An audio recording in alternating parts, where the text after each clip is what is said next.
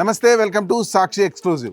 Hi friends, ఆకాశం నల్లటి రాక్షసిలా మారితే, సముద్రాలే ఆకాశంలోకి లేచి నిలబడితే, నేల తల్లి జలసమాధి అయితే ఏమవుతుంది? ప్రపంచంలోనే అత్యంత సంపన్నమైన విలాసవంతమైన నగరాలు క్షణాల్లో తుడిచిపెట్టుకుపోతే ఎలా ఉంటుంది? ఇదేదో హాలీవుడ్ భయానక సినిమా అయితే కాదు. మన భూగ్రహంపై త్వరలోనే విరుచుకుపడబోతున్న ఒక నిజమైన విపత్తు. సైంటిస్టులు దీనికి పెట్టిన పేరు ఆక్స్మాట్ 2.0. ఆకాశం నుండి కురిసే 30 రోజుల మహాప్రళయం. పూర్తి వివరాలేంటో ఈ వీడియోలో చూద్దాం. వీడియో అయితే ఎక్కడ స్కిప్ అవ్వకుండా చూడండి. ఒక్కసారి ఊహించండి, మీ చుట్టూ 20 అడుగుల నీరు, ఇంట్లోకి ప్రవేశిస్తున్న ప్రళయ జలాలు, కరెంట్ ఉండదు, తాగడానికి నీరుండదు, ఫోన్ సిగ్నల్స్ పనిచేయవు.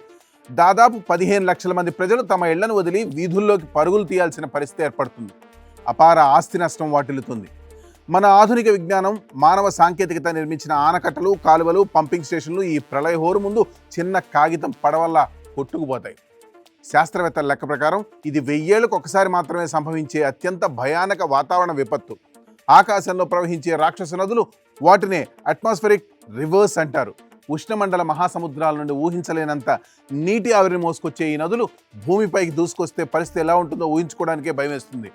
ఒక్కరోజు కాదు, 2 రోజులు కాదు, ఏకంగా 30 రోజుల పాటు నాన్ స్టాప్గా ఆకాశానికి బొక్కపడినట్లు వర్షం కురుస్తూనే ఉంటుంది.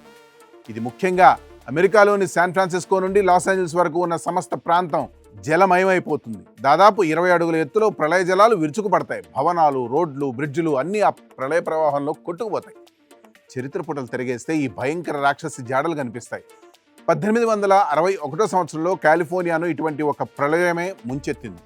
45 రోజుల పాటు కురిసిన ఆ భయంకర వర్షాలకు 500 కిలోమీటర్ల మేర ఉన్న లోయ అంతా ఒక భారీ సరస్సులా మారిపోయింది. రాజధాని నగరాన్ని కూడా వేరే చోటికి మార్చాల్సి వచ్చిందంటే అర్థం చేసుకోండి. ఆనాటి ఆధారాలు పరిశీలిస్తే గత 1800 సంవత్సరాల్లో ఇటువంటి భయంకరమైన తుఫాన్లు 6 సార్లు విరుచుకుపడ్డాయని ఆధారాలు చెబుతున్నాయి. అయితే ఇప్పుడు రాబోతున్న ఆక్స్మాట్ 2.0 అంతకంటే 100 రెట్లు భయంకరంగా ఉండబోతోంది. భూతాపం పెరగడం వల్ల వాతావరణంలో తేమను పట్టి ఉంచే సామర్థ్యం భారీగా పెరిగింది. ప్రతి 1 డిగ్రీ ఉష్ణోగ్రత పెరిగినప్పుడల్లా మేఘాలు 7% ఎక్కువ నీటిని మోసుకెళ్తాయి. దీనికి తోడు పర్వతాలపై కురిసే మంచు కూడా కరిగి నీటిగా మారిపోతుంది. దీంతో నదుల ప్రవాహం 200 నుండి 400% పెరిగిపోతుంది. ప్రకృతి తన కోపాన్ని ప్రదర్శిస్తే మానవుడు ఎంత అల్పుడో నిరూపించే కాలం దగ్గర పడుతుంది. ఎప్పుడు ఏ నిమిషాన ఆ మేఘరాక్షసి విరుచుకుపడుతుందో తెలియదు. కానీ ఒక విషయం మాత్రం స్పష్టం, ఆ ఆకాశ ప్రళయం వచ్చిన రోజున సమస్త నాగరికత మోకాళ్లపై నిలబడి ప్రాణభిక్ష వేడుకోవాల్సింది. That's all for today. This is Hare Krishna signing off for Sakshi Exclusive.